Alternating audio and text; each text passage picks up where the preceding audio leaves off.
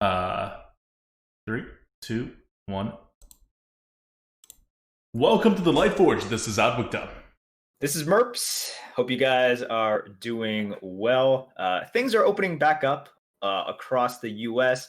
I hope everyone is integrating safely back into society. I'm still not going out to eat. I think you're going out to Oh, I've eat been now. going out to eat like all the time whenever I can. Like just the Well, yeah. like the I dining experience and the lack thereof for like 2 months or however long we were all like locked in. It was too much. Um, so I've been going out and eating at a lot of diners. I also don't have any contact with old people regularly. Like there's no old people in my life, and I work from home. So I feel like even if I do get the coronavirus, it's not the end of the world. Yeah, well, you know what? To all of those people out there, hopefully you are staying safe and not being as neglectful as Adukta. Although he's not really being neglectful. He's just like, well, I have no old people in my I, life I, I now. have analyzed my risks and my the harm I am causing society by taking like normal precautions. You know what I mean? Like I'm not like flaunting like social distancing or anything, but I'm just No, not. no, I'm just and I'm not. sure whenever you're going to restaurants, you're still like, okay, well, let's uh, keep social distancing and doing all that stuff. Yeah, We're I mean, normally still I try to social pretty distance anyway. antisocial here. Yeah, Yeah. like if I'm going to a restaurant, I'll try to like avoid people. And before it would be a little racist if I like start walking to the other side of the street to avoid a black person, but it's really not a black person. It's just like a person. And Yeah. now I'm just being respectful to everybody. See, whatever racism people think you might be exhibiting, it's really It's people-ish. peopleism. You just don't like people, Mm. and I respect that, and that's fine. You just hate people. Um, okay, so the nation is sort of opening back up, and Arena is also being revitalized. Correct? Yes, Yes. Arena is now open to all players who want to play, and it actually, the coronavirus didn't affect the arena at all. There have been no changes No. that have been made since the arena, since everything started shutting down. Now that everything's opening up, Arena's still the same as it was. It's just been the one constant in our lives, really. Yeah, people don't know. Arena was the original quarantine quarantinee. Arena's been in quarantine for years. Okay, you guys thought that you were used to the quarantine. Okay, Arena was born to the quarantine. All right, it hasn't gotten attention for years and years. So yes, once again, no news on the Arena front. We should have gotten the rotation by now. Not just news of the rotation. We should have gotten a rotation by Yeah, now. no We rotation, no news. nothing. I'm ready to call it, guys. We're at the end of June now, close to the end of June. Like, We there's should have no. also gotten a leaderboard because we got the February to April leaderboards about more than a month ago. Mhm. They said when they released that as well that, oh hey, we will try to be more communicative, we will try to be more responsive. Yeah, okay. So earlier this week as well, Boozer even tweeted at Play Hearthstone and Ixar just to poke at them and ask, sort of like, hey, Arena should have rotated. What's going on? To my knowledge, I did not talk to Boozer about this, but I was just No, looking at no the thread. public response. There's been no public response, and I don't think much is going on. I just don't think Blizzard is really thinking about Arena, and I don't think Blizzard is, like they obviously have stuff that they're prioritizing, and Arena is nowhere near the top or even the middle of the list. So that's sort of where we're at. I know that a lot of people want us to just focus on Arena, do more Arena, but we got to work with what we got. We can't make this isn't even mountains out of molehills. This is mountains out of complete nothingness. Complete nothingness. So once something changes, once something is updated, a rotation and an expansion, we're happy to jump right back into it. But until then, we literally have nothing to work Nothing to go on. But even Nope. with nothing to go on, the Lightforge tier list is being updated. I talked last time about having we were hoping to get it out by today, but it's not out. It'll be out by Tuesday, and it will be like the largest change we've done in a year. There's fundamental changes to how we run the algorithm and the assumptions the algorithm makes, and more importantly, how the algorithm. So I don't want to get too technical into it because the list isn't out yet, and you'll see what the list is out. But we've changed like 3 really important things that affect like everything. One is how board states are done. One is how the impact of holding a card for a turn impacts you, and the odds of you and how potentially hitting better cards later or hitting your opponent playing more suitable cards like targets for your cards hits, like that whole interaction, which is like how much you penalize waiting, like it ends up being reduced to how much you penalize waiting for each type of card and each type of like interaction. And it's literally different for every single card because they all have different mechanics and all hooks up to that. So that's changed. The board states you see are changed. And then we also made a change to how like synergies work generally, but like it's not a big change. I think like the most highly synergistic cards didn't even move by more than 5 points from just that change. But they all work together to make the whole tier list like just fit much better with the meta and just be smarter, right? Like we're not changing it just to fit stuff with the meta. We always change it to make it be smarter. And the tier list and the things that we're making, there were a few things that were just assumptions that we had to like really take apart and put back together because of how the meta had changed, and it was not as accurately reflecting the meta as we wanted it to be. So that's coming out, and so if you're interested in some theory crafting or just some like ideas about potentially other builds or other things to do in the meta, that tier list update is going to happen on Tuesday, and you can all look through and figure some stuff out. I think some of the ones where we were like where we had significant outliers on are going to align more with what the community's analysis of the cards are, especially for the more recent cards. And another big effect on the cards is anything that buffs your side of the board that requires that factors into size. So like Grave Runes is a big one. It's still an insanely good card that's over 150, but it's no longer going to be like almost 200. It's like that kind of thing. Like, so it lost like a quarter of its value. Does it really affect when you're going to draft that card? Probably not. But it was just Grave Runes was clearly not better than like, I don't know, the top priest cards, right? And that's how it was coming out. And the same thing has happened with our analysis of how weird the board gets. So board clears and board like Bloodlust is going down by like 15 points or maybe even 20 points. Flame Strike is going down by the same, like that kind of stuff. Will also be one of the larger moves of the impact. But that's not why we did the changes. We did the changes really for cards that you may or may not notice. They're the cards that moved up like 5 or 10 points. That I'm like, I really can't justify having this 5 points lower or 5 points higher. And so we dug into some of those. And then we also fixed like literally there were 3 bugs where the cards were just inputted in incorrectly. And we fixed it so that they're inputted incorrectly, and so the scores changed. But that's those are the more recent cards. So it's going to be a much better tier list, and we did all this work partly as a reflection of just we weren't entirely happy with like normally we're like 99% accurate on our predictions of new cards, new expansions coming out, and this time we were like 92% accurate, like definitely not like 95% even.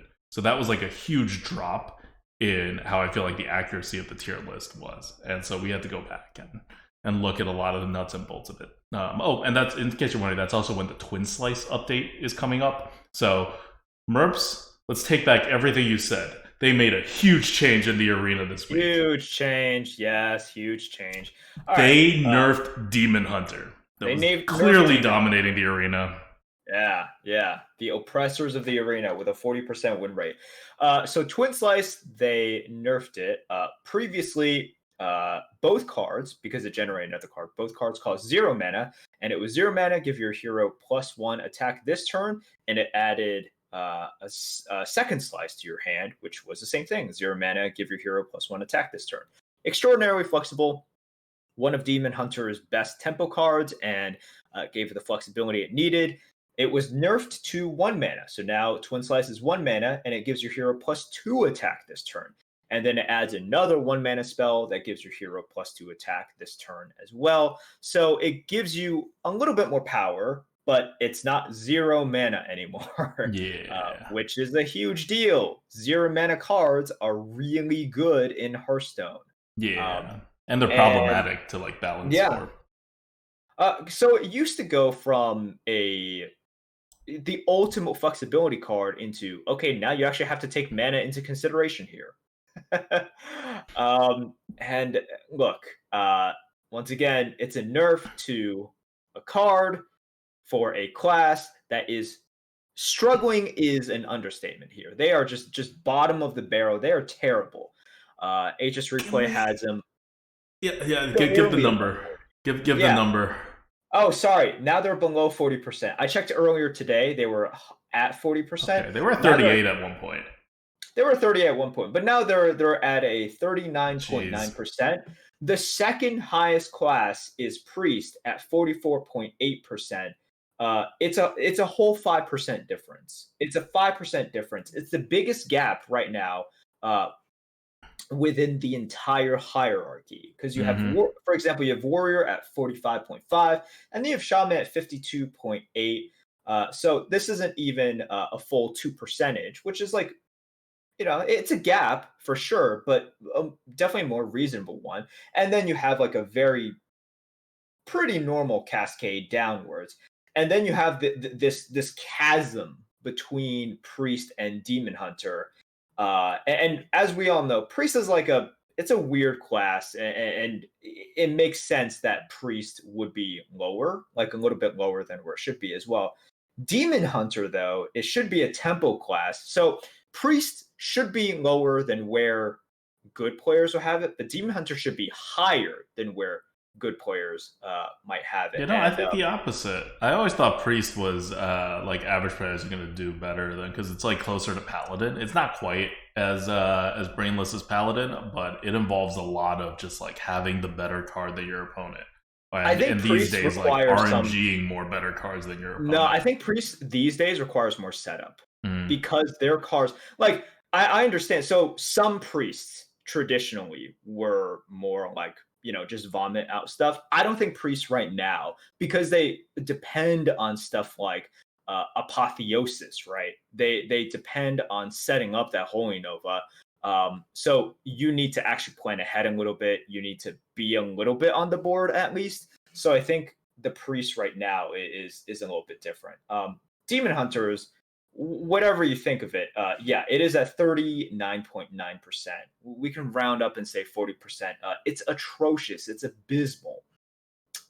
And as of right now, like it's bad, and it's just gonna get worse. So I want to highlight again, and I know this, we didn't like bring it up like in this way, but all Blizzard has to do is to do like, so one, a rotation is probably really easy to do, because your cards are all there. They've done it a lot of times. They just have to swap it. They literally have to like have a meeting, or probably no one cares about Arena, so probably no one needs a meeting. They just need one guy to like randomly pick a few sets, and we would have a rotation. But setting that aside, maybe that's too much work for them. You can at least just hit the button and micro adjust things again.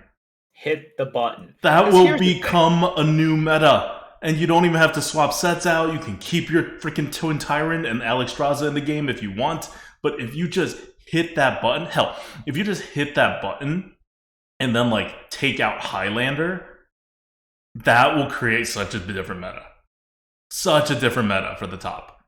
Like, even may allow Demon Hunters to be playable again. I think we all want to play Demon Hunter, and we were waiting to be able to do it once the rotation happened. But if you're not having the rotation happen, come on, at least let us play Demon Hunter. We don't want to play Warrior anymore. Here's a situation that Blizzard is in terms of in terms of adjustments. Blizzard has said for years that the reason that they're doing this is that it's easier, right? It's easy. They can just bam, like we don't exactly mean there is a literal micro adjust button, but they've said by doing it this way, and hiding sort of like all of this, because that we've always been against hiding information, Yeah. right? By doing this, you know what? It's an elegant solution for them. It's easy. Okay, if it's easy, it has to be done more often. And by And they more said it often, again when they yeah, got rid of buckets. They're like, "Oh, yeah, buckets was not working very well with micro adjusts, and yep. so now we're getting rid of buckets. The micro adjusts can happen faster and more frequently." And then we So got micro adjusts. Actually, micro adjusts happened pretty fast, but that was only by hand. Like the automated micro yeah, adjust did not happen any faster, and they did not happen any more frequently. And you kind of wonder, like, I don't know, I just right. So look, Blizzard is competent. Basically, what they have told us thus far, um, they are either exaggerating slash just kind of lying to us about the capabilities and what exactly micro adjusts do, or they care so little that they can't do this thing that is automated and easy to update. Either way, it looks really bad, and it has created a lot of frustrations. I can tell you, look, I don't play that much Arena these days, but I watch quite a bit of streams, whether it's Dreads, Boozer, Redbeard, etc., etc. I don't see a lot of people praising the funness that is the arena right now and the balance. And it's like, oh, wow, this is fantastic. I think almost everyone is like, wow, we could use some changes, please. so it's Something, not anything. fun and it's not balanced. No. So I mean, I know it's not fun and it's not balanced. That's why I'm not playing it right now either. But Yeah. like, what? Come on, Blizzard. I think at this point I mean it's been this way since the announcement. I think after the announcement they did some stuff for the arena to make sure it's not totally broken, and the state is like relatively okay. I don't think it's like if we hadn't been in this meta for like a month and a half, I don't think anyone would be like, oh, this is so terrible. Or I think most people would not be like, this is so terrible. But now, a lot of work on BGs, a lot of work on the single player side of it, and I think they're just Yep. going to let Arena ride until the new game mode. And if you think Arena is going to get revitalized when the new game mode hits, not for at least 6 months. And by revitalize, I just mean they start paying attention to it. The new game mode has to come out, launch, fail, get reworked, fail again before they're like, all right, let's plug the holes in this ship and at least have Arena be decent again. Like it's Yep. just not. That's That's the story of Arena. This is how it's going to possibly end, but at least be on hiatus for quite a while. yeah. And I think it's very telling that when you have a two-time number one NA player, Boozer, tweeting at you and saying, "Hey, by the way, Boozer is much nicer about this and much more professional about this than I am." Like, not you know what? I'm still being professional here because Blizzard is the one that is just like disregarding everything. Okay, Well, you're but professional relative to Blizzard, but that's such a low bar. it's a low bar. But that's the thing. When you have someone who is dedicated that much, and this isn't the first time, like if you go back to the Lightforges, I've said it's like Boozer has politely asked them for updates, et cetera, over and over again. And they, at least publicly, have Mm-hmm. not answered him ever. Ever. This is a guy who spends so much time perfecting his craft, pushing the game, excelling at the game to set an example for other wannabe boozers out there, right? Like some people who like Arena will look at him and be like, wow, like this is a guy who's really good. Um, and to see the game company treating him this way, as in Mm-hmm. completely ignoring him, that sucks. We don't see that. That's like not something that you see in today's gaming world. Your number one player, especially in the most recent update, just flat out being ignored. That's not something that should be acceptable. But that's the world we're in. That's really what it is right now. Yeah. All right, let's talk about the thing that actually happened. BGs. So BGs got a really quick response once the Pirates came out, and it was crappy. And we were like, "Oh, this meta's going to be crappy. We hope they fix it quick." So they kind of did. They kind of did, yeah. They did the obvious things without, the stuff that takes more thinking, more work, more testing. They're going to hold off on for a little bit if they do it, which I assume they will because it's still not great. But at the very least, stuff happened, right? The big news is that from my perspective, the big news is that lizards got moved from tier 1 to tier 2 and gained a health, but whatever. So now your tier 1 Saurolisk strats are heavily dampened. Saurolisk are basically dead. I still see them, and you see Saurolisk sometime, but Saurolisk comps are they're dead. By if you watch streams, if you look at the Asus replay stats as well, so Saurolisk builds are now the bottom build. Okay, which means I haven't tried it since they nerfed it. No, they're dead. They're dead. Not to say that, like, look. For example, there are games in which you might even go pogos because tons are offered to you, and you might see that every now and again.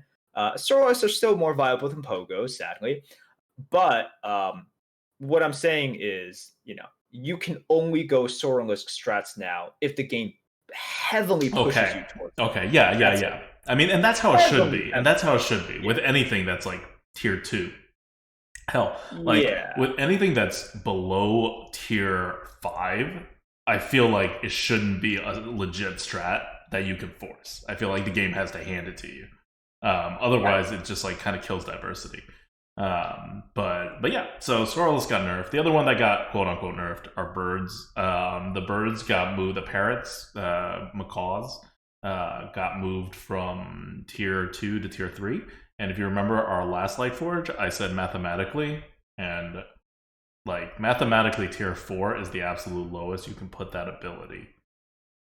So it's at least not to my surprise. I don't think it's a surprise to most players who know how to play Battlegrounds that moving into tier 3 didn't really do that much. It helped. It's not as ridiculous as it was before, but it was so ridiculous that making it like 25% less ridiculous does not even come close to solving the problem. Yep. So, look, Macaw is now a tier 3 minion. It's still the strongest build out there.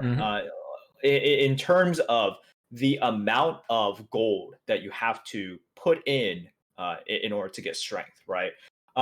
So it dampened the effect or the occurrence of Macaw builds by a tiny bit, right? The amount that you expect. You also can't set it up as early because on tier 2 you can but you can sometimes get a Macaw and then put it together with like either a bomb or the spawn, and you would have a pretty good build, and you could just keep the Macaw for the rest of the game.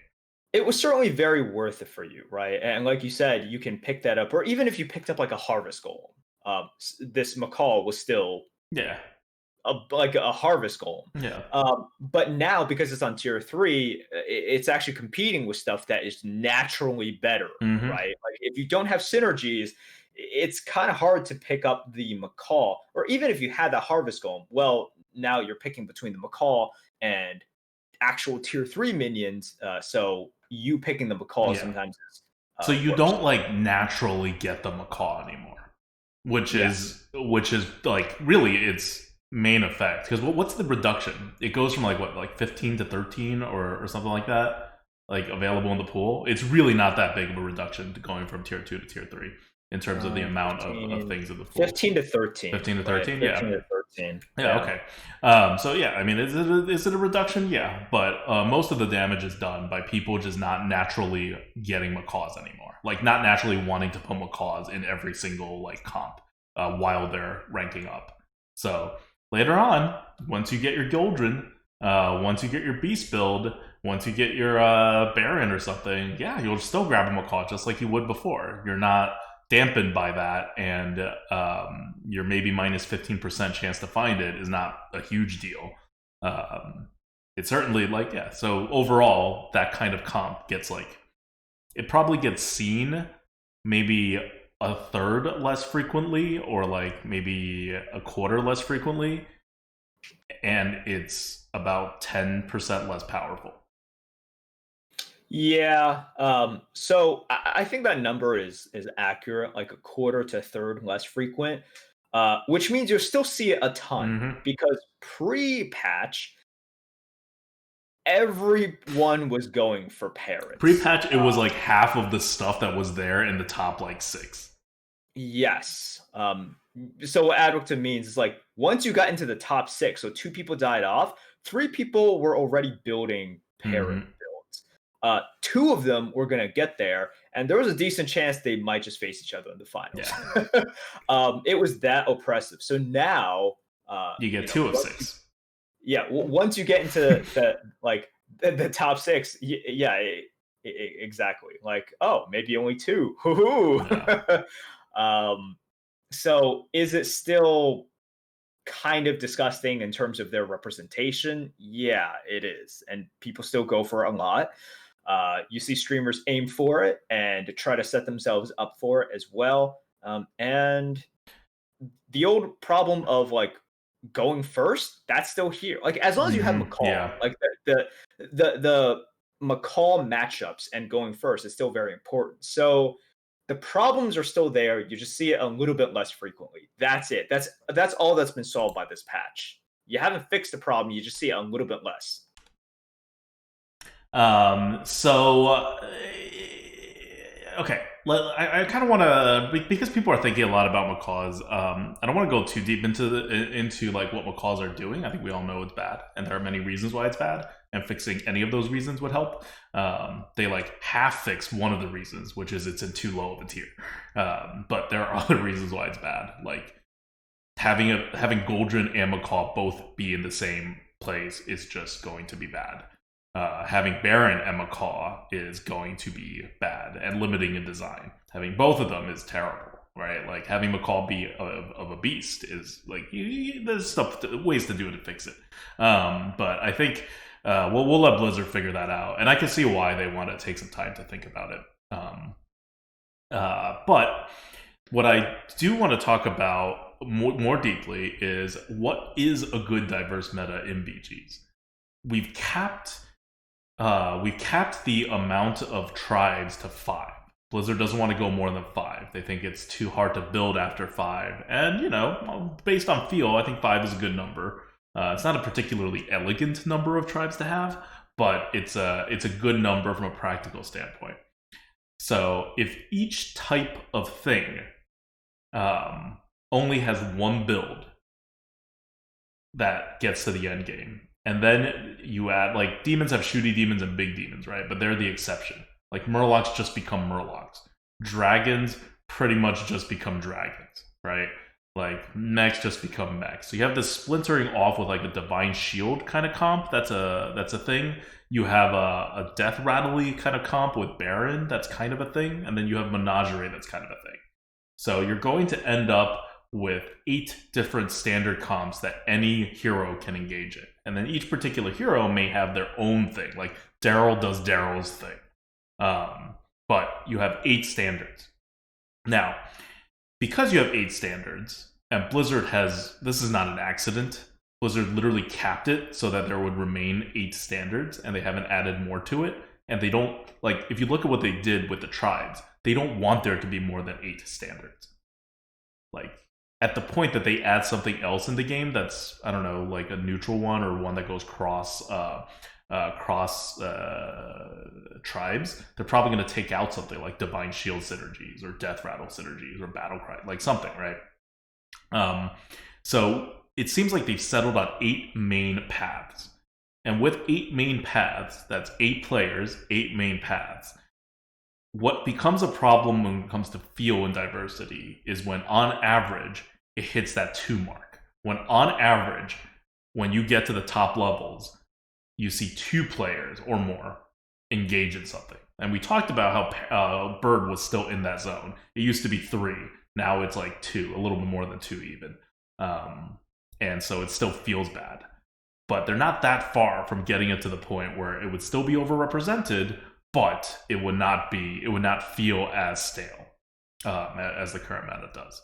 I just want to point that out there in case people are trying to like think of it from a big picture, like game design perspective. Like what is our target, right? What will create a good, fun BG meta?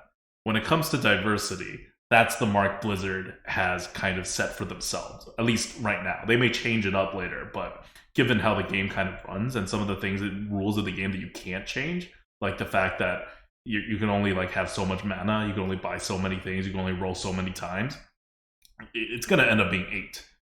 More than that would involve a lot more like better designed cards, like tribes that do multiple things, you know?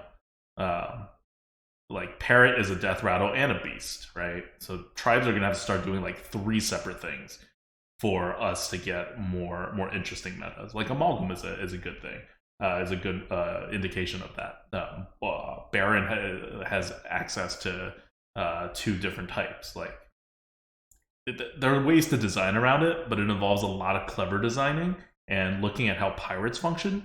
Blizzard is not really getting there, and they don't seem like they have a lot of intentions to get there.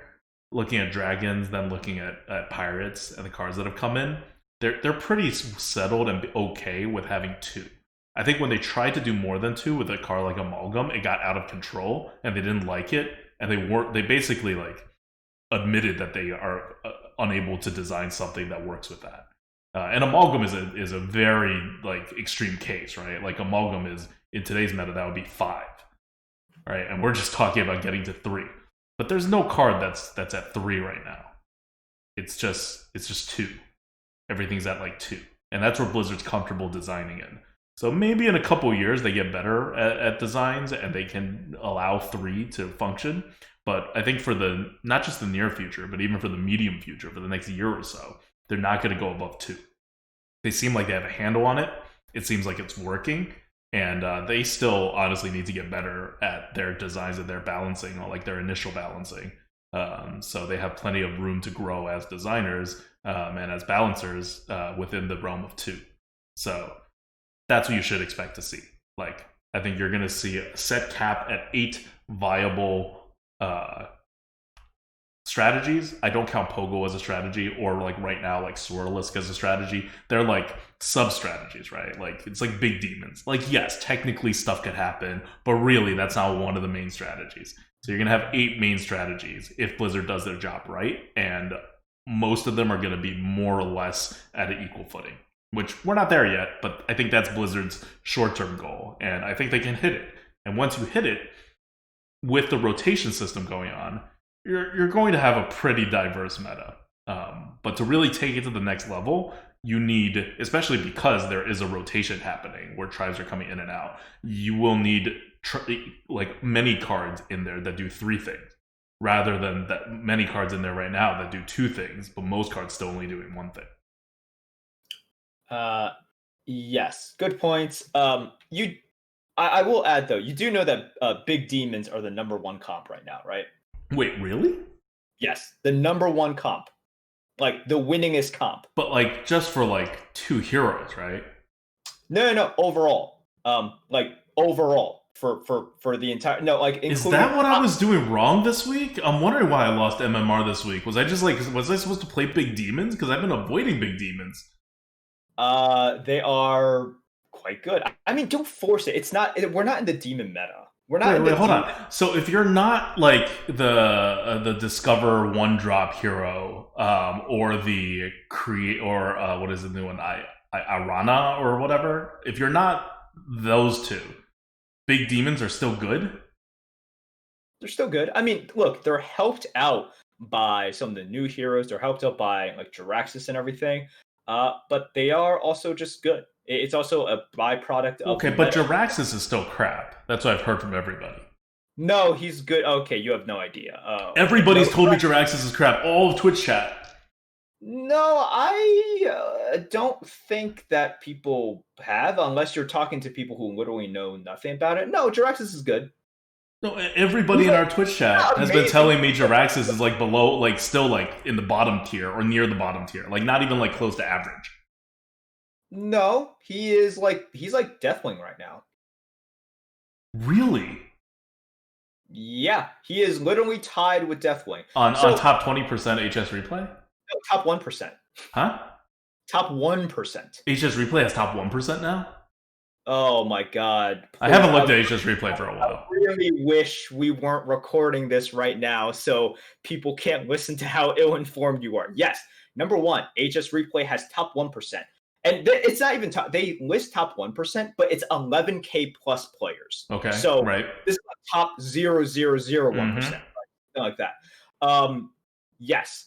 And they have that. And this is also why like they have a huge amount of heroes that you can't get data on because 11K players Yeah. never pick, right? Yeah. For example, Nefarian, no one has any data on him. Right. Even stuff like Lich Bazil, I'm sure there's some data, but HS Replay does not feel confident enough publishing it, so they don't include it. But yes, as of the latest patch, Can you click on like what would be a represent like Nas? Can you click on Nas and see where big demons rank within Nas?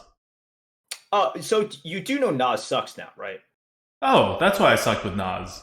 Yeah, no, Nas is not extraordinarily bad, but Nas is worse than Millhouse right now for 11K Whoa. play.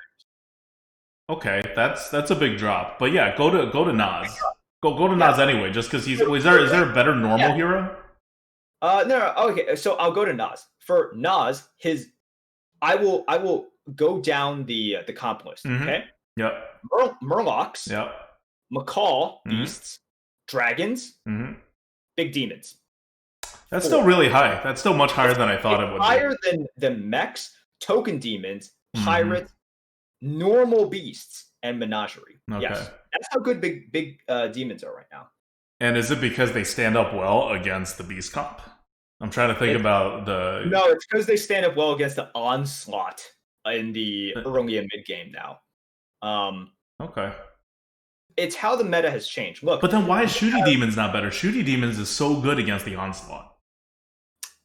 No, because that still takes time to set up, and you have to find Soul Juggler. It's much easier to find the Wrathweaver and spam demons than it is for you to find Soul Jugglers. Well, I mean, no one goes Shooty Demons until you have a Soul Juggler. Sure, but you can actually like.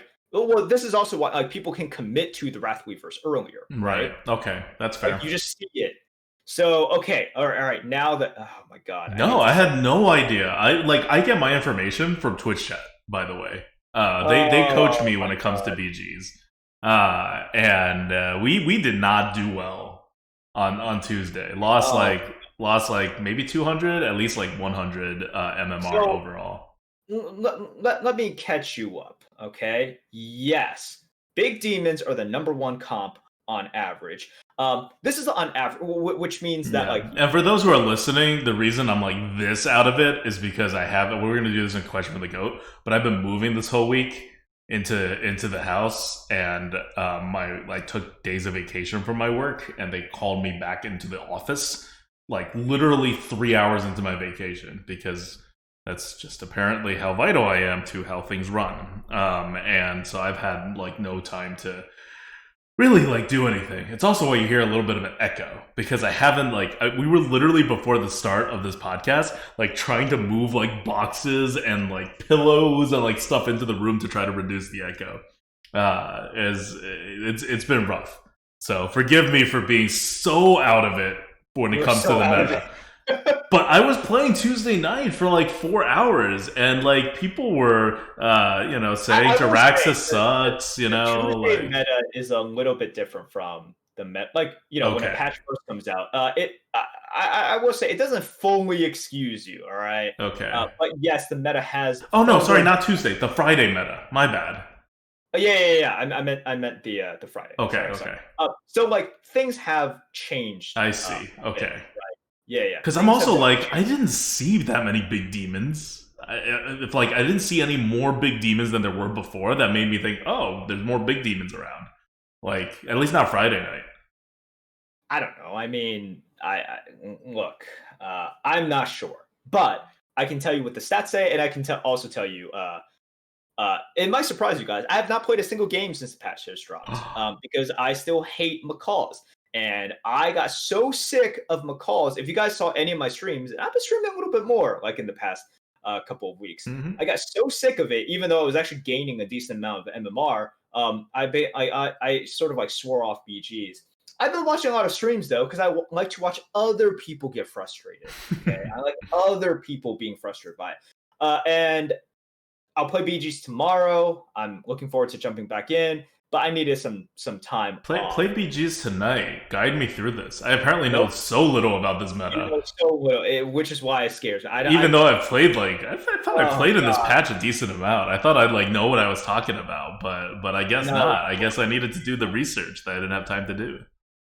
So, okay, look, this is a good time to talk about the rest of the patch, the heroes that were changed, and let's talk about the meta a little bit since we're already starting to talk about it. Okay.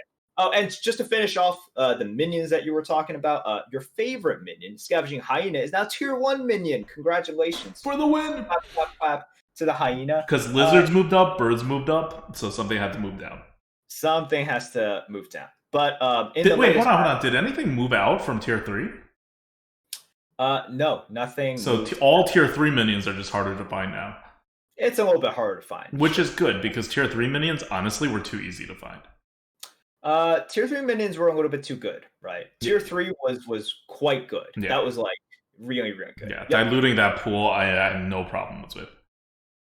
So with the latest patch, what they did was reduce Jaraxxus's mana cost for his hero power from 2 to 1. So now instead of 2 mana, give your demons +1/+1. It's now 1 mana, give your demons +1/+1. Huge buff. He's actually usable. Didn't it used to be like 4 mana? It used to be. Yes. Okay. Yes, it did. Just wanted to make sure that we've come such a long way. It definitely used to. Well, it was 3 for quite a while, and then but before the 3, it was 4, right? Or am I crazy? Am I remembering this wrong? Nah, it used to be 3. It used to be 3. Oh, it was never 4. Well, if it was 4 in development, I don't know. Right. But I mean, like, it wasn't 4 since, like, BlizzCon. Yeah. Probably. Okay. Like, okay, so it was 3. Got it. Jaraxxus used to be 3, and then they reduced it to 2, and still no one used it. Now they reduced it to 1, and it's decent. If we look at, by the way, from now on, the stats I'm using are all 11k plus. All right, so this is the top of the top. What's the sample size on that? Like, just overall for all games played? 15,000 games. Okay. So decent amount of games. All right. And the ones that they don't feel comfortable reporting, they do not report on, which I respect. And now Jaraxxus is sitting within the tier 2. So tier 1 is just Hooktusk and Eudora. It's sitting comfortably in tier 2 at an average placement of 4.28, sandwiched between Deathwing and Millhouse. By the way, if you guys don't know, Millhouse is a lot better now. So this is very, very good. And Pirates really help Millhouse. You can see why. Yep. So Jaraxxus is right underneath Deathwing, which is right underneath Pyramid. So yeah, that's where Jaraxxus is, like Deathwing. Can you go to like all players? Where's Jaraxxus in all players? Is he like number 1? Because he was pretty good in all players even beforehand. Top 50%? Huh? Yeah. You mean just like? Well, no, just like all players, right? Don't even do top 50%. Oh, MMR range. Okay, for the current patch. Yeah. Sure. Oh, you want to see if he's like? Yeah, because he used to be like a pretty good hero for average players because it gave him a direction, right off the bat. Yeah, no, for all players, he's the number 4. He's number 4 hero. Yeah, he is very good. You still have Hooktusk and you still have Eudora, and then you have Kael'thas, and then you have Jaraxxus. So Jaraxxus is very good. Freaking Eudora. I played one game with Eudora. I had no idea how to play him. It was so like bad because you keep getting hit while you spend a mana doing nothing for like 3 turns. Yep. So that is where Jaraxxus is. Next, we have Reno, whose hero power used to be 3 mana and is now 2 mana. So you make a friendly minion golden once a game, and it's now 2 mana. Reno, unfortunately, hasn't really changed. It's still tier 4. That's because people play Reno right or wrong. I don't know, but people play him not the way I play him. I use that golden thing for tempo, and I have a pretty decent Reno record.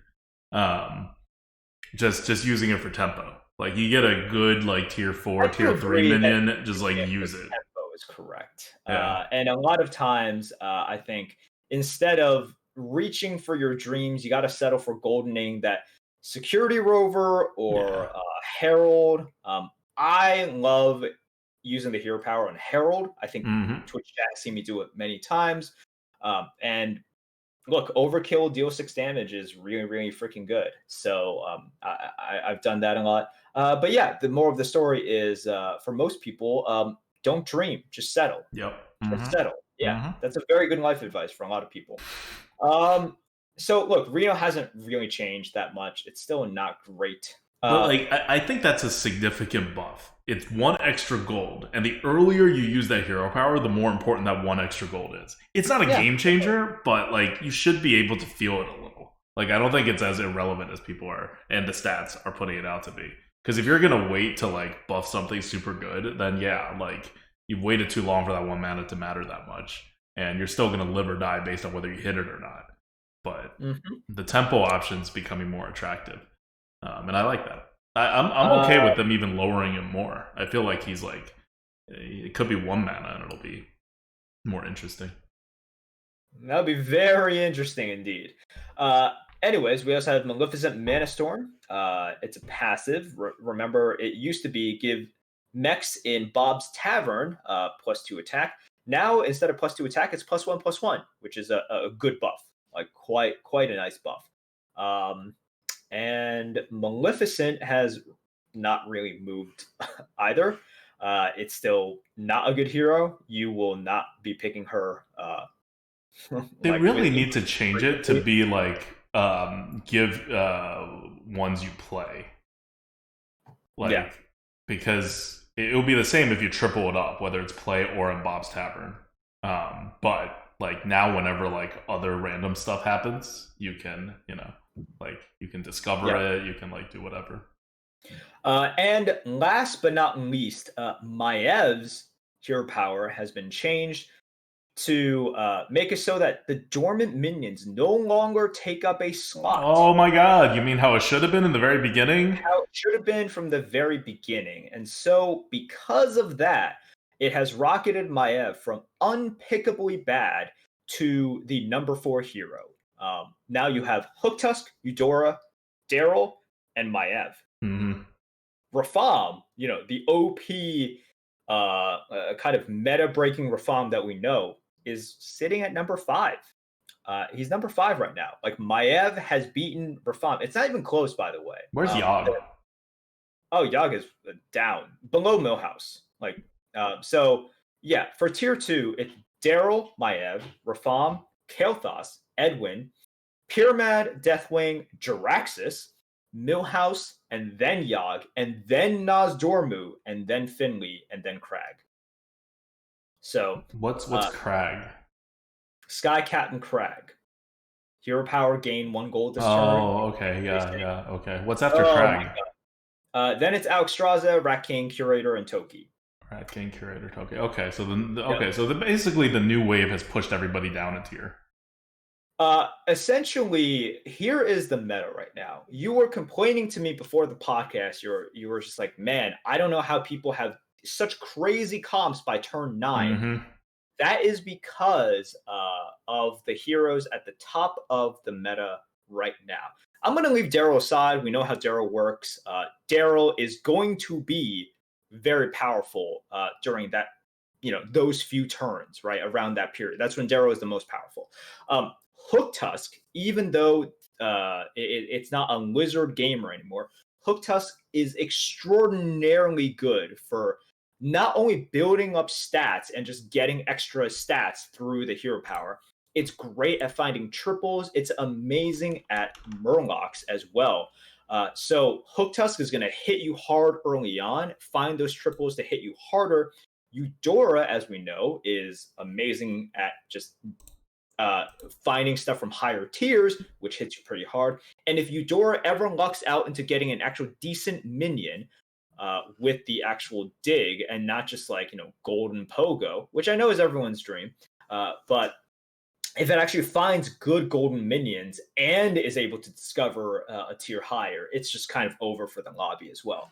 And Maev, who knew that by not taking up a slot, you are able to just eat like econ. You're able to just sort of pick stuff up for cheap. They're giving Maev like an extra 2 gold per turn, like Yeah, from where it was before. Well, and where it yeah. was before was super terrible. So this is not like as good as it may seem, and you don't get the gold in the like earlier turns when you don't use your hero power. But Yeah. So with Maev, it is extraordinarily easy to triple up as well, because if you have like let's say just one minion, right? You see another one, you don't really want to buy it, but you're just like, okay, well, I want to make it dormant, so I get it in my hand with a buff, and I have 2 turns to now look for the triple, mhm. right? The problem with picking up pairs was always like the economics was not on You your had to side, spend 3 right? mana that you can't Exactly. use for a hope and a dream. Now you spend 1 mana, Yeah, and and it's the once you same triple it, effect. it's the same effect. You get one, and then once you triple it, it even gets more Yeah. stats. You're even adding stats later on. So that is why. And then of course after that is Rafam, and you guys know how easy it is to get triples with Rafam. So that is what the meta is right now. It is very, very high rolling without much risk. Maev, as we just discussed, can high roll, and the risk is really not there. Eudora, it's not any risk. It's just upside. It's like, are you going to face a Eudora, which only dug up, let's say, a golden kindly grandmother, in which you're like, Mhm. whew, okay, I got off scot free? Or are you going to get a Eudora, which dug up a golden Khadgar, right? Huge differences between those two, like in the early game. And for Hook Tusk, well, there's no stopping her. She just has too much tempo. She is just going to hit you with whatever she's got at that point, because by using her hero power, she's going to get so many battle cries, so many pairs. It is extraordinarily easy for Hook Tusk to level up and at the same time keep gaining power, which is problematic. So that is the meta right now. And obviously, we still see a lot of macaws because that is still extraordinarily powerful with Goldrins. But this is why you see people getting beat up. You might be one of them. People getting beat up in the early mid game and in the mid game, because these people are all easily high roll, and it's not even a high roll. This is just how the hero is, right? These are heroes that are out tempoing other heroes with not much, that they are risking here, and it's the reason why it's pushing fair quote unquote heroes like Nozdormu, uh, like like down. Mhm. Nozdormu is a hero in which, because Nozdormu high rolls, but he high rolls with just small incremental advantages, right? He is a lucky hero, but just plain or slightly lucky is not good enough to face the onslaught of stats and triples that Hook Tusk offers or Eudora offers. So that's I why don't you think see. Nas is that high rolling. Nas is like stabilizing because you have No, no, that no, no, roll to make no, sure you no, no, get. no. No, this is like Nas is like high roll, quote unquote, compared to like normal heroes, because you're able to find Oh them, right? yeah, That's what I mean. It's like a okay. quote unquote high roll, right? It is very stabilizing, but that's It's why the he's like same. Like he's the same type of hero that are all the econ heroes. You know, like yeah, same as like Bartendotrons. Like same as like. very different, but Well, but I okay. mean the same amount of RNG that goes into it. So the same amount of high rolliness that you're resulting from. Because what you're gaining at the end is in some form or another gold. Okay, okay, yeah. If you want to put it like that, That's sure. like Yes, the fundamentally different than most gold of the other heroes, which gain trade. like particular cards or gain particular like event. Like compare it to like say Daryl or to Rafam or to like Eudora. Like Right, they're right. the resources that they're gaining is one not gold and two cannot be translated to gold with like without Right. friction. Okay, sure. Yeah, yeah. I get what you mean. But yeah. So this is why you see heroes being pushed down, and also, for example, like Yogg, which has been a staple in the top tiers. He's joining Nozdormu like near there, just because the stats that he provides, although pretty good, are just not good enough. The power creep that we see now in terms of the stats that you gain early on and how that can snowball, and the ease of tripling um, with the top heroes. It just Yogg and Nas, they can't match it. They just can't match it at all. And it's pushed Millhouse in front of these two heroes because Millhouse at least gets to cheat in some way. Nozdormu and Yogg get to cheat, but in a more fair way. So Millhouse's ability to cheat more is pretty advantageous. And Hooktusk, but the problem with Millhouse is he still has to pay something for it, and it's like a fairly steep price. Hooktusk and Eudora have to like pay very little. There's like no downside; it's just upside. Like it's just power creep. Like they just messed up on the heroes, and that's why the meta's not that fun right now, even beyond the whole bird thing. Like I think the biggest issue with the meta really right now is not bird. The bird is causing a lot of the problems, but the problem is that when you get to turn 9, you're facing always ridiculous comps. So you have a choice. You either get a ridiculous comp or you don't have a ridiculous comp. And whereas before, you can look at the previous meta and be like, oh, that's the tier 6 meta, right? Well, the tier 6 meta doesn't get ridiculous until you hit tier 6 and then set up for a turn. Now, you're hitting the ridiculous mark 2 turns earlier than you did before. That's huge. And I feel it a lot because I never go for like tier 6. I don't do any of that stuff, right? Like, I'm just trying to get 5th here. And it's not like I'm getting 5th that much less frequently than before, but it swings much more because people get set up earlier. Like the people who high roll, they high roll earlier. And so they shorten the amount of game that there is. So this meta is even worse than the tier 6 meta for the exact same reasons that the tier 6 meta was bad. It's because you either get it or you don't.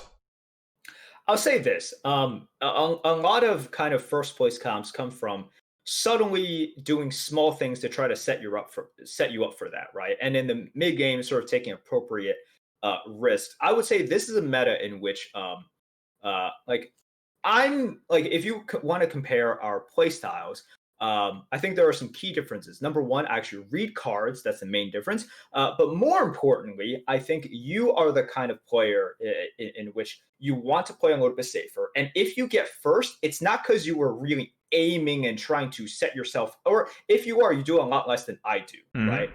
And first places for you happen because, you tempoed, but through tempoing as well, you got a little bit lucky. But I'm not even talking about first place. I'm literally talking about what it takes to get 5th place right now, or 4th place. Sure, no. But I would say this is a meta in which a player who plays your style is getting number 1 super infrequently. Yes, now. Like it is not impossible, but like how, I mean, I don't think it's that different than the tier 6 meta. Like you're not getting first places more than 5% of the time anyway, and I don't have a good enough sample size in this meta. I don't have a good enough sample size in this meta to know. Like, you know, like a 5% first place finish it takes a lot of sample size to really figure out. But I will say, because for your point, like you're saying how you still get chunked quite a bit in the mid game, right? And getting 5th. I don't get chunked in the what do you consider the mid game? I die when we hit turn 9 because most of the players I face, not even half the players I face, most of the players I face are not just killing me and everybody else who didn't also hit, but destroying them for you have like no chance to beat them. Or sorry, you either have no chance to beat them or you have 25% chance to beat them because they have a parrot, and that's like driving their comp. Right. Or they have pirates, and because they went first with the Wind Fury guy, they win and deal 20 damage to you. Yeah. Right. Yeah. Because they get all the +2/+2 buffs and everything. But that's not the mid game anymore, right? When you get to turn 9, you're starting to get into the late game. The mid game issue is one card, right? It's cannon, and that's like causing a little bit of a swing, but it's not that big of a swing. Like I feel like I feel like the cannon is incrementally increasing the pressure on the mid game, which is not a problem for my style. In fact, my style is better against the cannon than other people's because I focus more on winning that mid game. So I'll still win that mid game. I just deal less damage to my opponents, which I don't really care about as much. It has some knock-on effects, but it's not the big problem. The big problem is now I hit a wall on turn 9. And it just depends on who I face. And most of the time, I get knocked out at the same speed as everyone else, and they knock me out for higher like stuff. Normally, I don't hit that wall for 2 more turns. And so I'm like moved up 1 to 2 more spots because of those 2 more turns that I get for free, basically. So because everything's RNG now when it comes to turn 9 and above, you also, it's the same as the tier 6 one, right? But just moved up to. You are incentivized to go for it as well. Because whether you go for it or not, you're going to get hit by 20. Yeah. And it's a totally awful meta for like everybody, really. It doesn't take that much skill to hit with these heroes. They're pretty minimally skill intensive heroes through like the first like 11 turns. I would say Captain Hooktusk is extraordinarily hard to play. Okay, Hooktusk aside, the other 3 heroes that are on the rise. I think Maiev is very hard to play. Really? Through turn 11? Through turn 11? Yes. You still have to make quite a few difficult decisions in terms of what you use the hero power on, and sometimes if you even use it at all. These are not like. These aren't Kael'thas, you know? These are definitely not Kael'thas. But I'll just leave it at that because I don't want to go too in-depth on it. But I think that, there is definitely a lot more depth. With Eudora, yes, it's just like, okay, do I level or do I not level? And then it's like, okay, click the button, see what pops out. But yeah, I think Hooktusk has a high floor for sure. But the gap between the floor and the ceiling is huge. But you don't need to get to the ceiling to get a great comp by turn 9. That's the thing. It's not like all these people are hitting the ceiling. It makes a huge difference. It does make a huge difference. Like whether they're kind of like they can still be good or they could be like really good, right? I don't see. I think Hooktusk's early decisions don't matter that much the way you're describing it, and I think Maev's decisions are way easier than how you're describing it in the early and mid game. Like later on, they get more complicated, but anything that will have an effect by the time turn 9 hits, those are not hard heroes to play. Well, I mean, it just depends on your definition of like. It's like, is Hooktusk still good if you don't play optimally or even close to optimally? Yeah, it's still pretty good. Not if this by turn 9, it's nearly as good as if you play him perfectly. If you just play him like to 75% competence by tier 9, the tempo that you have on tier 9 is what I'm talking about. I'm not talking about how well you're set up to take number 1. Yeah, no, and I strongly disagree with that. Like, Hooktusk is hard to navigate correctly. Now, the floor is still high, but no. Like, if you're saying there's not much difference... You think I can't play Hooktusk to 75% the effectiveness of, like, Victor by tempo-wise by turn 9? Yeah, I do. I don't believe that. I don't think he's that complicated. Victor play, and I watch sort of the decisions that he makes. I've also seen you play. Understanding that you are, a 10K player. But I'm not talking about how much percent of my decisions match up with Victor's. No. It's not match up. It's about the end result, right? Like, and I agree. Although once again, this is just both of us speculating here because I would have to see you play Hooktusk a lot more in order to evaluate that. You'd also have to. I don't think you're separating out how good, like how the decisions with Hooktusk is mattering after turn 9 with the ones that actually impact it by turn 9. Like, there's a huge difference because a lot of the Hooktusk plays that you talk about in turn 8, turn 7, turn 6 are very important past turn 9, but they're made on turn 6, 7, and 8. I have factored all of this in, like turns 1 through 9. Yes. Okay. Yes. Well, once again, this is something that neither of us can prove, right? Yeah. Because like, there's no way this isn't something that we can realistically have an argument about. But yes, that I can just tell you this is something that I have tried to factor in. Okay. But no, Um, look, in terms of the meta, I agree that this is Hook Tusk is not great for the meta right now. Eudora and Maiev doing these things in order to like rocket ahead, right, and get these triples and find stuff and pound you for 20 damage much earlier than I think Blizzard wants anyone to be pounded for 20 damage. It's not good for the game. it removes the entire like mid and late game from mattering. Mhm. Yeah. Like for everyone else, and if you are one of those one of the people with the top heroes, then you just do the same thing. And it's not that big of a deal. You're in the same meta, you're competing in your own little meta, and everyone's going to like make it at a high rate. But for everyone else that's not playing one of those heroes, or the people who are playing Ratham or like Nas or whatever, it's like you're removing the skill for those players too. Not to mention the fun. That's what happens with power creep though. That's what happens with power creep. Like in cards in the arena, that's what'll happen in BGs. It's just a fundamental aspect of how you build a game. And Yep. right now, your top heroes aren't balanced, so they have to be nerfed. And this is also why people are like, "Oh, just buff, don't nerf." No, this is like so many good examples. It's like this is why Millhouse needed to be nerfed. This is why these heroes need to be nerfed. When you're talking about Hook Tusk, right? Like, there's no way Hook Tusk can stay in its current form with that ability, no matter what you do with the minions and the other heroes. Unless you totally revamp like 75% of the other heroes, right? Like, you're not going to get to a state of balance on that. With Eudora, I don't even know what you do with it. Like, I would make it only be able to discover, like, to have one random one from the tier below you, rather than have a random among all of the tiers. And I would, on top of that, I'd also add an extra dig into it, which I know makes her like so much worse. But I think just adding one more dig to it would be enough. it would be enough on average because On average, right. but you don't want that swing. You want to control that swing, so you want to know. It also adds more skill, but even besides the swing control part, if you know which tier you're discovering on, you limit the problematic swings. So No, I totally understand. It's like instead of right. So instead of coin flipping earlier on for 20 damage, yeah, you're coin flipping later on for 15 damage, yeah. right? You also give Which her doesn't more help of anyone. an incentive to Yeah. get to tier 6.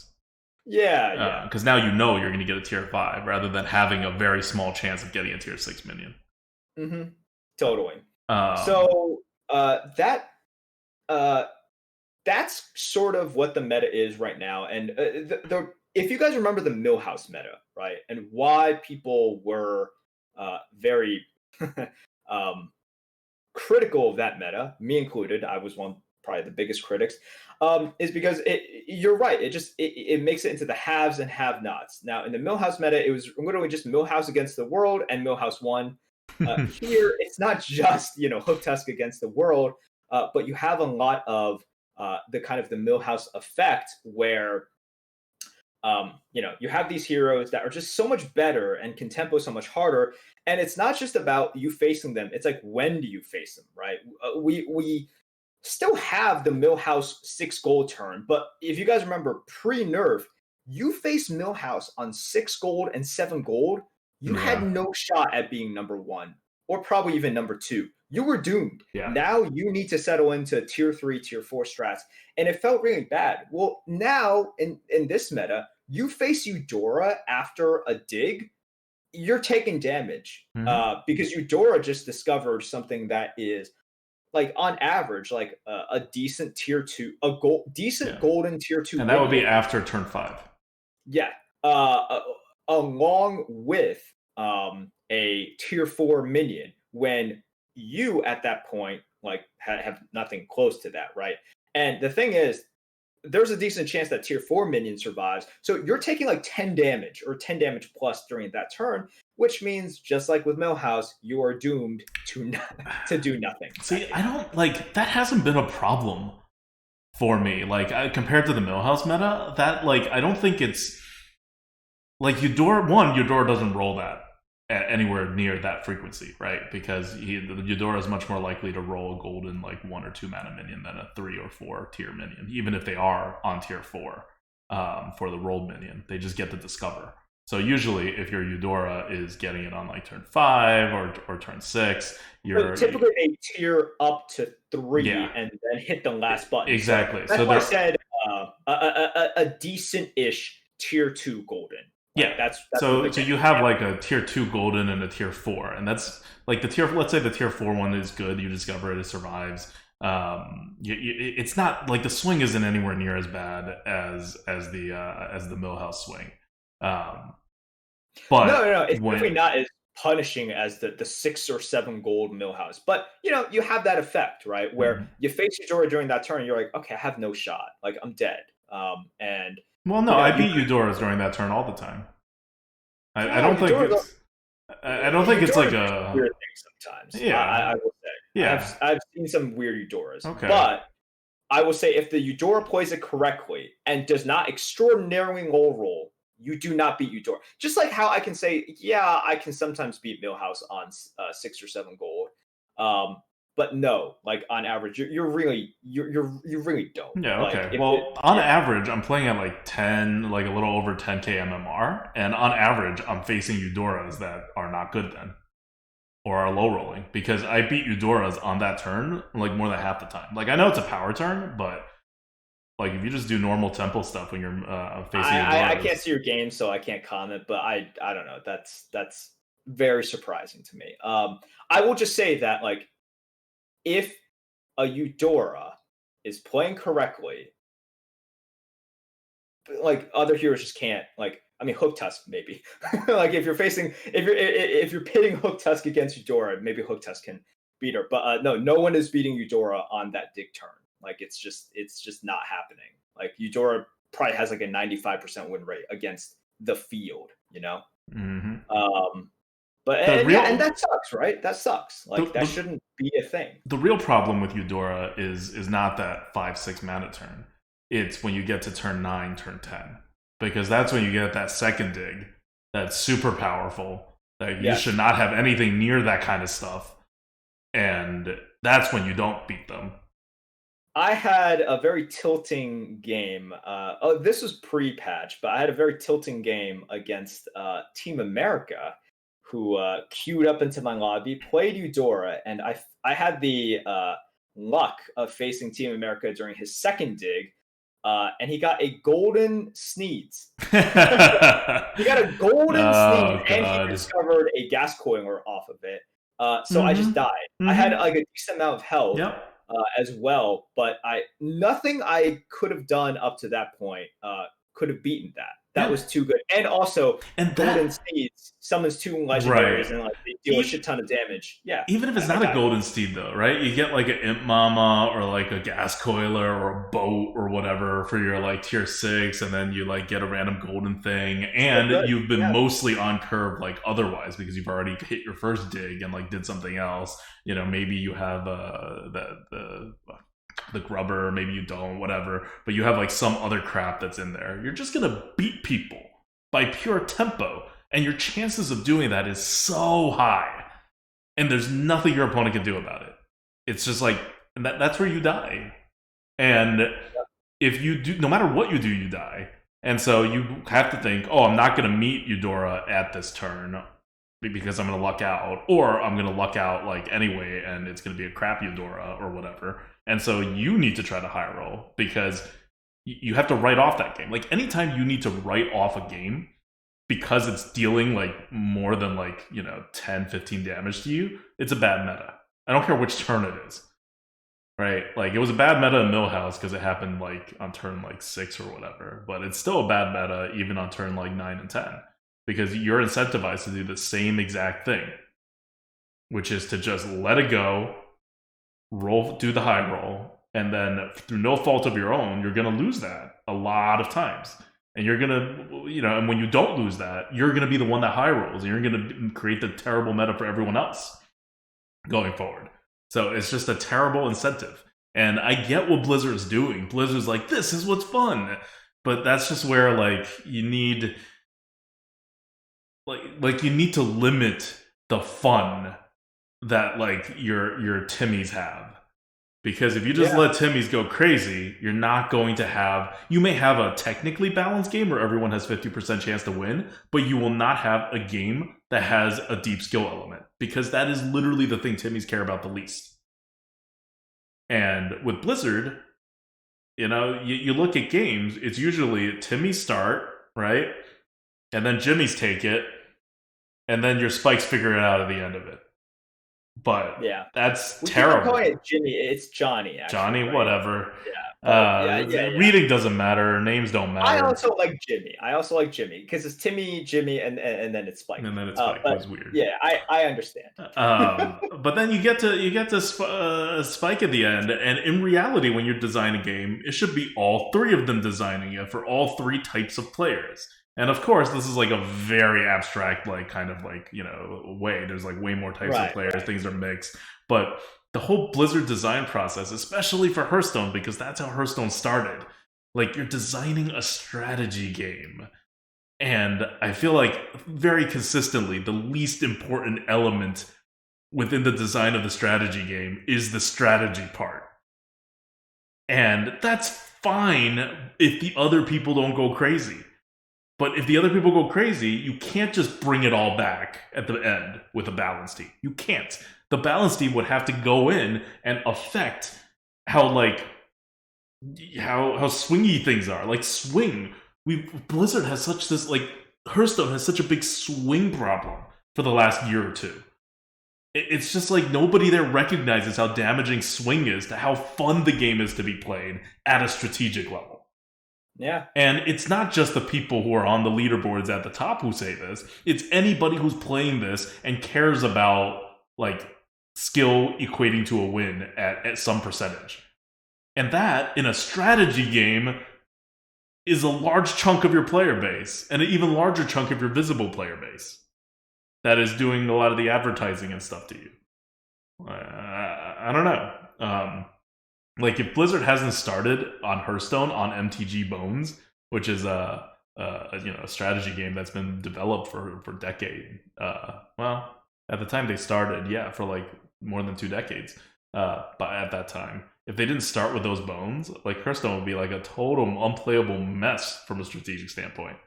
The only reason it's not is because they started with the MTG bones that had been developed, and they had figured out a lot of the kinks.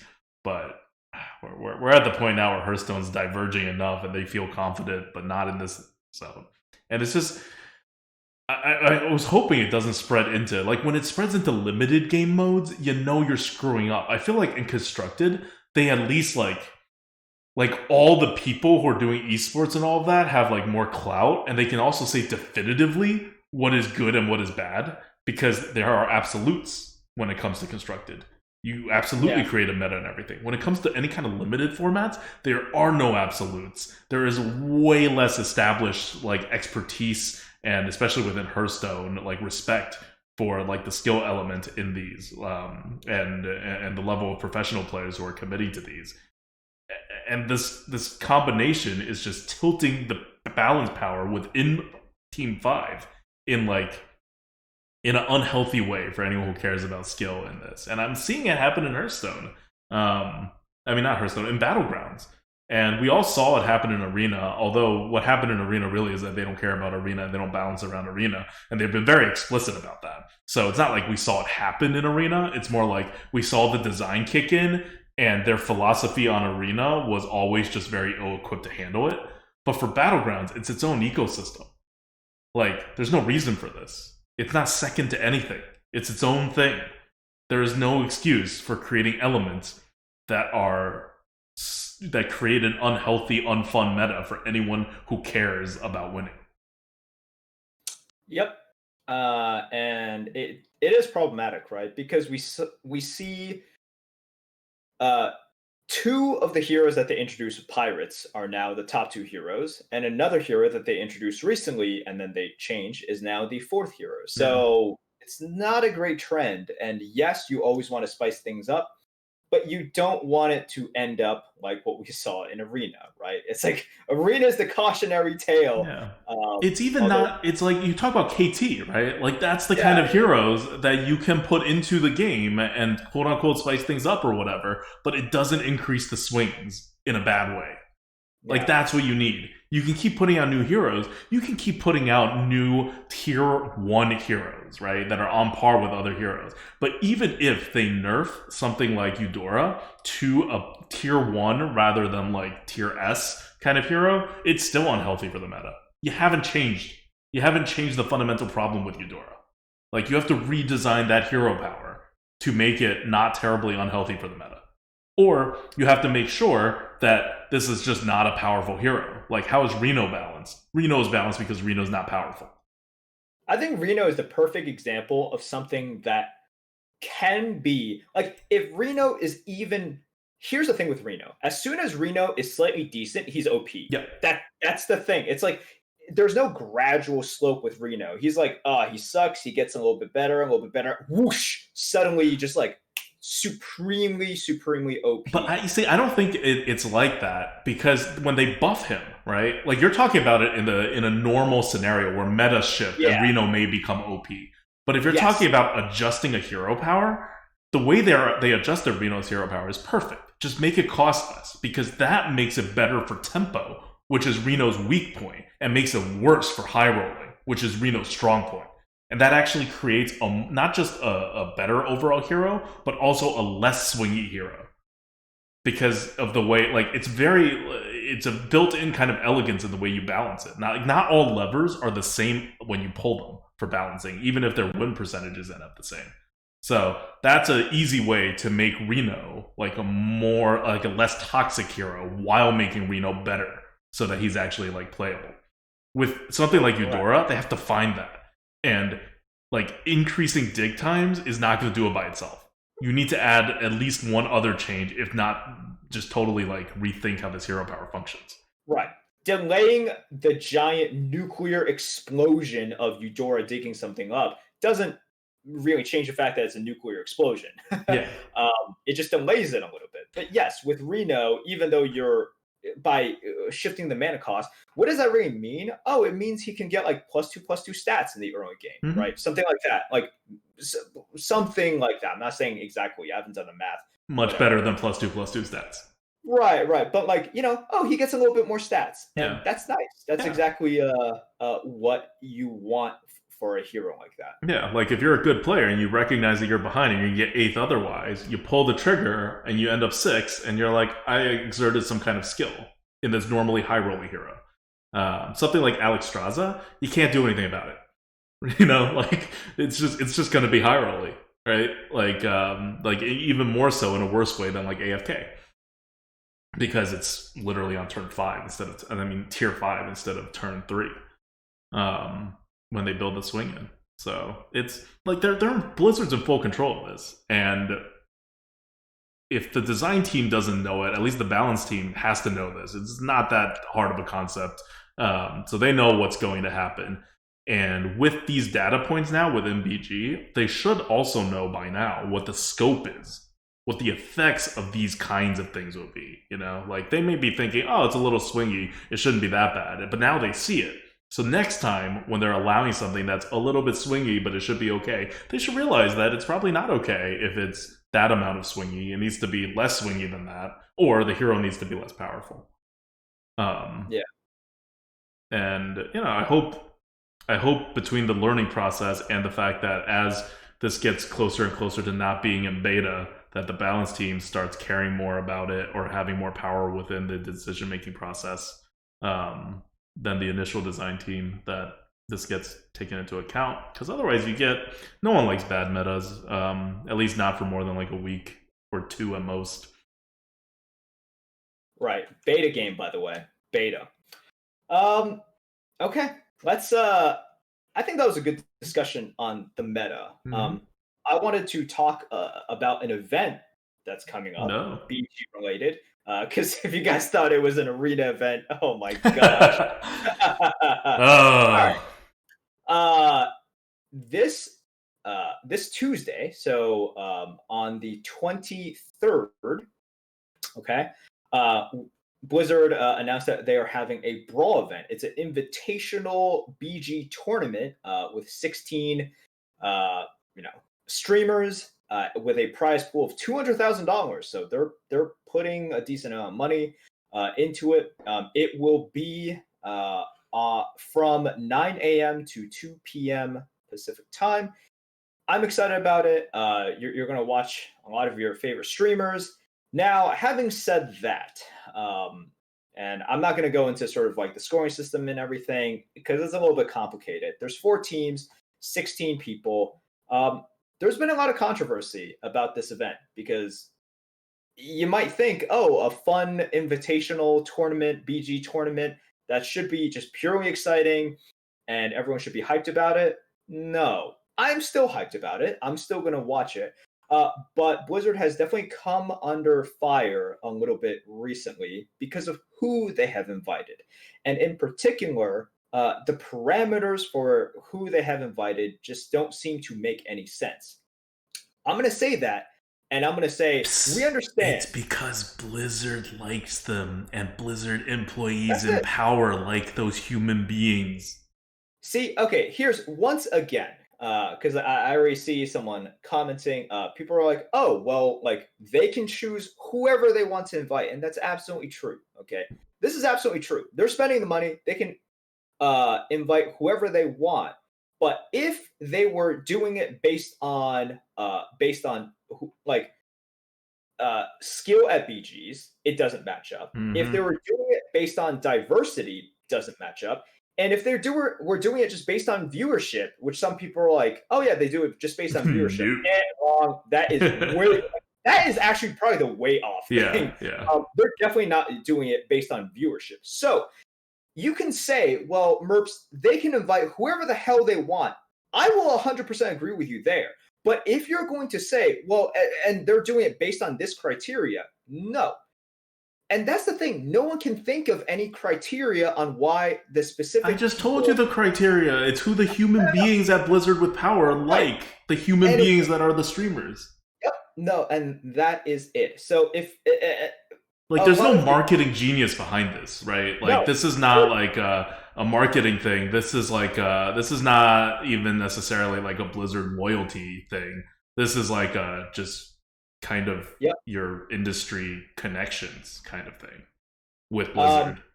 So, if we go by this, one by one, for example, skill and BGs, I think the most egregious omission is Victor.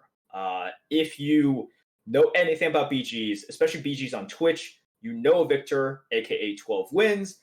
The fact that he wasn't included is very, very, very just puzzling. We can also talk about Wobbleweezy, who was number 1 NA. I think he lost it just recently to 2 people that don't stream. But yeah, so skill is obviously not not the main determining factor here. If you look at diversity, there's only 1 woman in the field of 16, even though we have quite a few very successful female streamers who focus on BGs and have been focusing on BGs for a while. So in terms of diversity, they're also lacking there. In terms of viewership, which is the thing that people keep on pushing, it's like, oh, this is just an entertainment thing. It's just viewership. Doesn't Victor have like the biggest BG viewership? Yes. Like literally the biggest, right?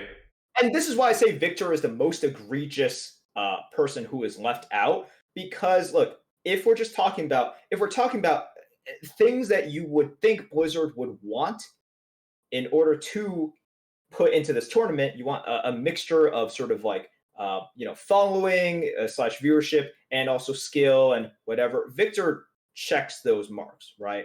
Okay, I'm corrected by chat. Crip has the largest viewership. I had mentally just discounted Crip as having a viewership. I had put him in his own category.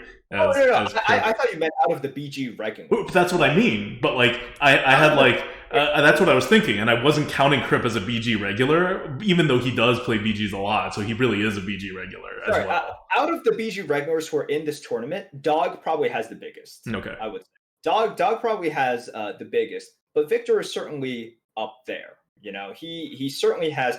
And in terms of hours streamed, let's face it, no one has more than Victor. That's not a healthy thing. Okay, Victor, if you're out there and listening, please take care of yourself. You are a madman. So that's the thing. I want to separate this because once again, I know people are going to say this, and because I've heard this argument before, it's like, Merps, you're just a jealous wannabe, and they can invite whoever they want. Here's the thing.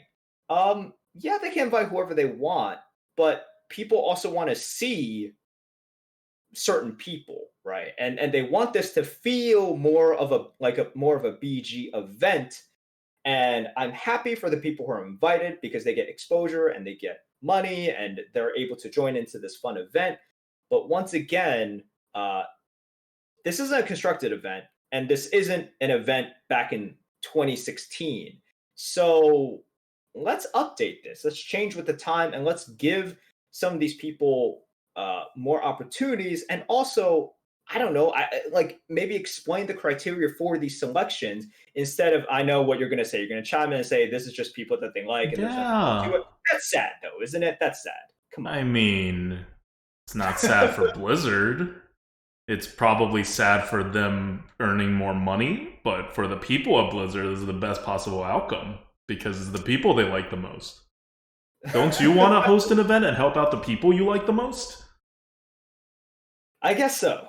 You gotta think of them. They're in Blizzard's in power. They're a fascist organization. Like, all game developers are a fascist organization, by the way. No, that's just how it is. I don't mean that as like like that's just how they control everything, right? When you say, oh, they get to do whatever they want, that's because it's fascist organization. We don't mean fascist in the term that now politics has. Like, we mean fascist. We mean like pure. They have all the control over everything, right? So Blizzard's a fascist organization. And they're doing normal fascist things, which is to let the people they like benefit. This is like very normal. The people who are doing it by like actual like criteria for these kinds of invitationals, they're the weird ones. They're the ones doing things that are like, maybe they care more about their like public company. Maybe their shareholders are like, pressuring them to put the most marketable people out there. Maybe there's some other things going on, but this is the default. Like, I think, you seem more up in arms about it. I think it's more like, oh, that's what happens. Victor should have streamed less and, had more calls with Blizzard, should have visited their offices some more, should have set up some more of those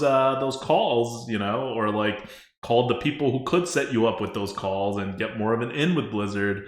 Right? Like, and this is how things are, right? Like, I think most people these days are familiar, especially the younger viewers, are familiar with quote unquote fascist organizations through the criticisms of how like Trump is acting. But this is not like a new thing or like necessarily like a super bad thing, I think. There, Adwicta says fascism is not super bad. It's kind of the default. Separate the government structure of fascism with the very heated term that a lot of people throw around, and I don't think people can even define what fascism. I think 99% people that use that term can't even define what are the basic tenets. It's what bad people do who want all the power and want to use the power to do things that they don't agree with. That's fascism. That is probably the common definition of it now. But like it's the natural state of things, and Blizzard sometimes goes out of their way to do things in a non-fascist way, but here they didn't. Like, I don't think it's that big of a deal. It sucks to be Victor because he literally like would check so many of the possibly objective criteria boxes that they could use, but that's not what they're doing, and I don't know. I don't have that much of a problem with it. If this were, I don't like it. I wouldn't do it this way. But I also don't necessarily, I'm weird. So this wouldn't be the only thing I wouldn't do this way. I really like objective criterias. I think a lot of the criticism, if we want to put it in that way, right? A lot of the criticism comes from the BG community and say that, well, this isn't what us as the BG community who wants to see a BG event, and also as a BG community who wants to further the BG community wants, right? Mm-hmm. Because this is a BG tournament that is not really furthering or rewarding the BG community. Like I think that is a lot of the critiques as well. It's just like, okay, well, this is strange. And once again, look, I understand they could hold this BG tournament and they could just invite, I don't know, they're like Ninja. They can invite, like, or they can try to invite Ninja and Pokey and people who don't play BGs.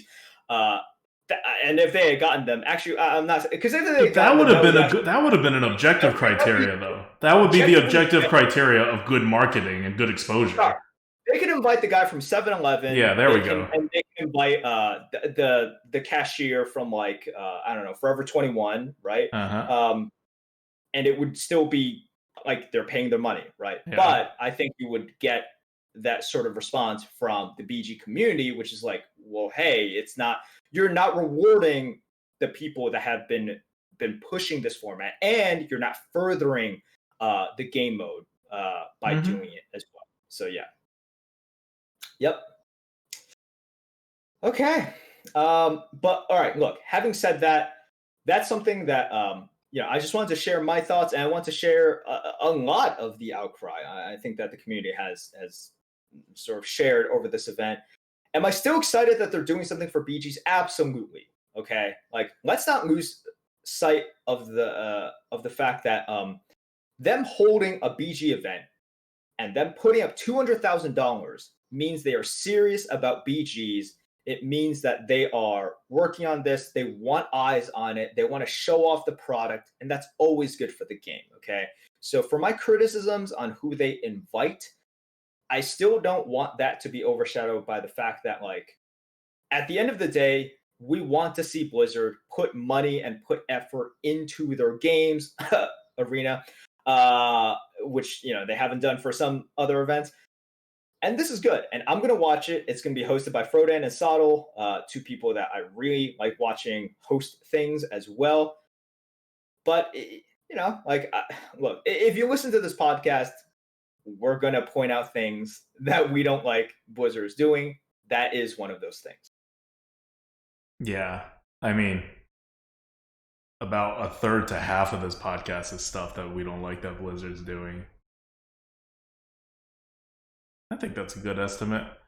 Okay. Let's I think that's it for today. Look forward to the keep an eye out for the tier list update that's happening on Tuesday. It'll be a major one. If you are playing the arena, or if you want to, like, jump back into the arena after the tier list is released, I might jump into the arena for a little bit at some point just to, like, do a couple drafts with it and see how it goes. But I really do think it reflects what's actually happening out there a bit more. Okay, that's it for us. Until next time, this is Adwicta. This is Merp. See you guys.